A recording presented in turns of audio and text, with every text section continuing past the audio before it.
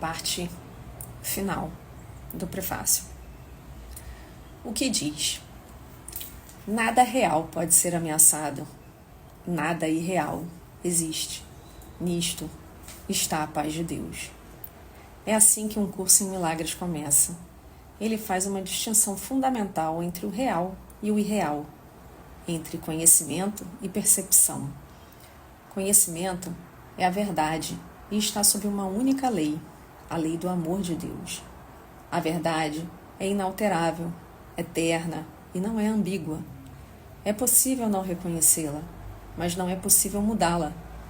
Ela se aplica a tudo o que Deus criou, e só o que Ele criou é real. Está além do aprendizado, porque está além do tempo e do processo. Não tem opostos, não tem início e não tem fim. Simplesmente é. O mundo da percepção, por outro lado, é o mundo do tempo, da mudança, dos inícios e dos fins. Ele se baseia em interpretação, não em fatos. É o mundo do nascimento e da morte, fundado sobre a crença na escassez, na perda, na separação e na morte. Ele é aprendido mais do que dado, seletivo nas ênfases que dá à percepção, instável em seu funcionamento e impreciso em suas interpretações. Do conhecimento e da percepção surgem respectivamente dois sistemas de pensamentos distintos que são opostos em todos os aspectos. No domínio do conhecimento, nenhum pensamento existe à parte de Deus, porque Deus e sua criação compartilham uma única vontade. O mundo da percepção, no entanto, é feito pela crença em opostos e vontades separadas, em perpétuo conflito umas com as outras e com Deus. O que a percepção vê e ouve parece ser real, porque ela só permite que entre na consciência o que está de acordo com os desejos de quem está percebendo. Isso leva a um mundo de ilusões, um mundo que precisa de defesa constante, exatamente porque ele não é real. Quando fostes aprisionado no mundo da percepção, foste aprisionado em um sonho. Não podes escapar sem ajuda, porque tudo o que os teus sentidos te mostram apenas testemunha a realidade do sonho. Deus forneceu a resposta, o único caminho para a saída, o verdadeiro ajudante. A função da sua voz, seu Espírito Santo, é ser o mediador entre os dois mundos. Ele pode fazer isso, porque se de um lado conhece a verdade, de outro também reconhece as nossas ilusões, mas sem acreditar nelas. A meta no Espírito Santo é ajudar-nos a escapar do mundo de sonhos, ensinando-nos a reverter nosso pensamento e a desaprender nossos erros. O perdão é o grande instrumento de aprendizado do Espírito Santo para realizar essa inversão do pensamento. No entanto, o curso tem a sua própria definição do que é realmente o perdão, assim como ele define o mundo à sua própria maneira. O mundo que nós vemos apenas reflete o nosso próprio referencial interno, as ideias dominantes, desejos e emoções em nossas mentes. A projeção faz a percepção. Nós olhamos antes para dentro, decidimos o tipo de mundo que queremos ver e então projetamos esse mundo lá fora, fazendo dele a verdade tal como o vemos. Nós fazemos com que ele seja verdadeiro através das nossas interpretações do que estamos vendo. Se estamos usando a percepção para justificar nossos próprios erros, nossa raiva, nossos impulsos para atacar, nossa falta de amor em todas as formas que pode ter, veremos um mundo de maldade, destruição, malícia, inveja e desespero. Tudo isso nós precisamos aprender a perdoar. Não porque estamos sendo bons ou caridosos, mas porque o que estamos vendo não é verdadeiro.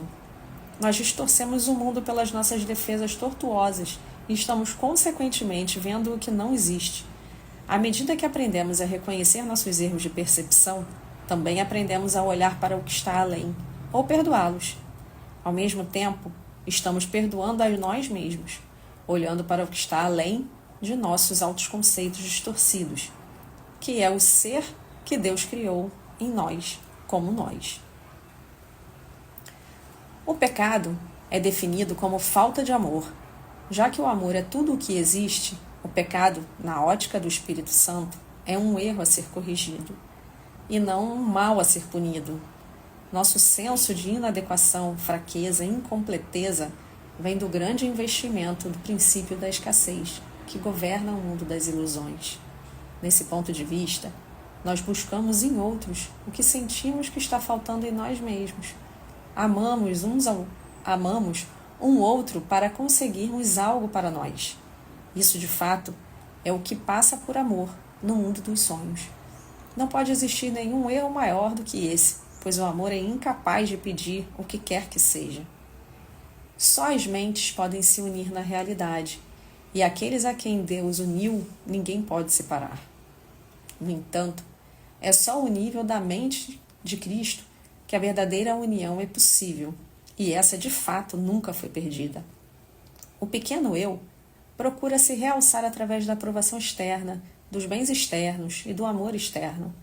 O ser que Deus criou não precisa de nada. Ele está para sempre completo, a salvo, amado e amoroso. Procura compartilhar mais do que conquistar, estender mais do que projetar. Ele não tem necessidade e quer unir-se a outros devido à consciência mútua da abundância. Os relacionamentos especiais do mundo são destrutivos, egoístas e infantilmente egocêntricos. No entanto, se dados ao Espírito Santo, esses relacionamentos podem vir a ser as coisas mais santas na Terra, os milagres que indicam o caminho para o retorno ao céu. O mundo usa os seus relacionamentos especiais como uma arma final de exclusão e uma demonstração do estado de separação.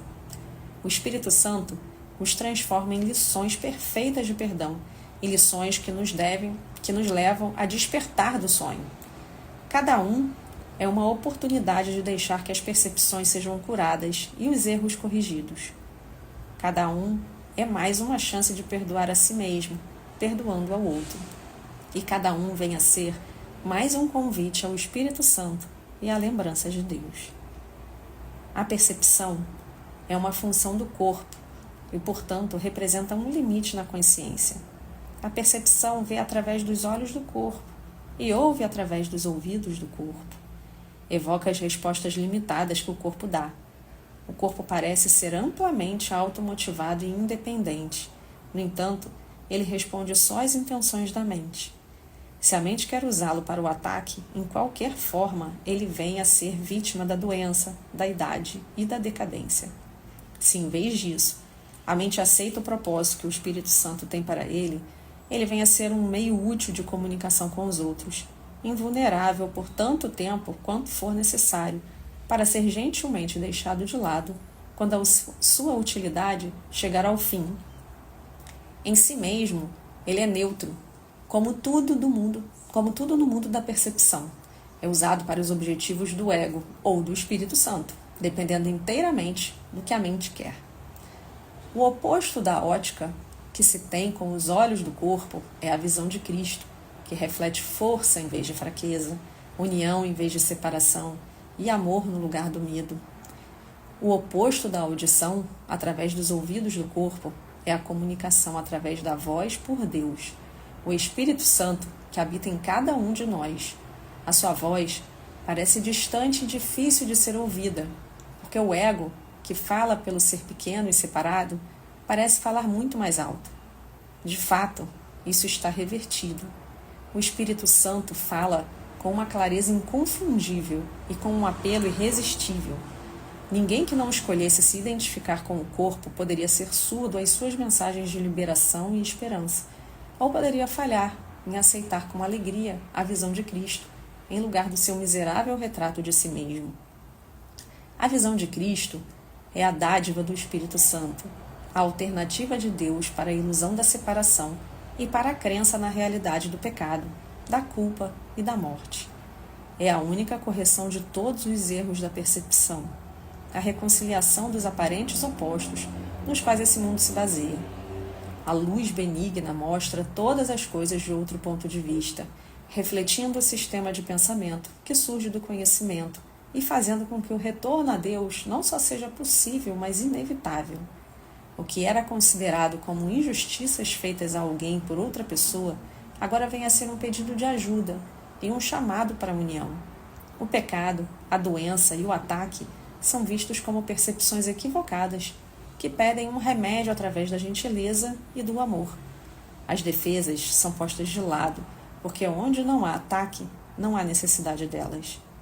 As necessidades de nossos irmãos passam a ser as nossas, porque eles fazem conosco a jornada em direção a Deus. Separados de nós, eles perderiam o seu caminho.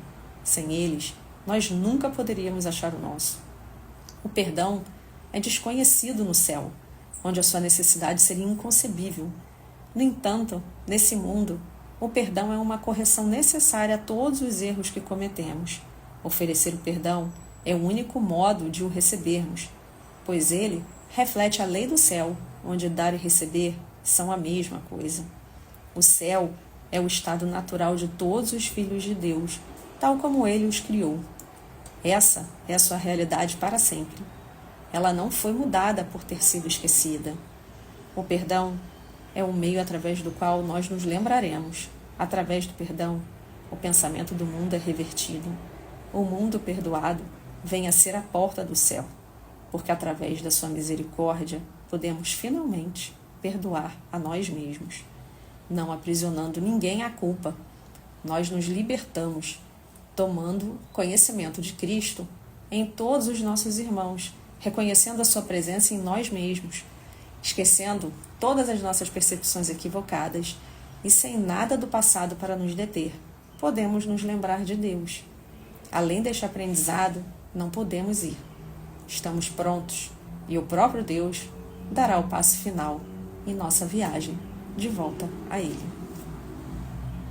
Obrigada.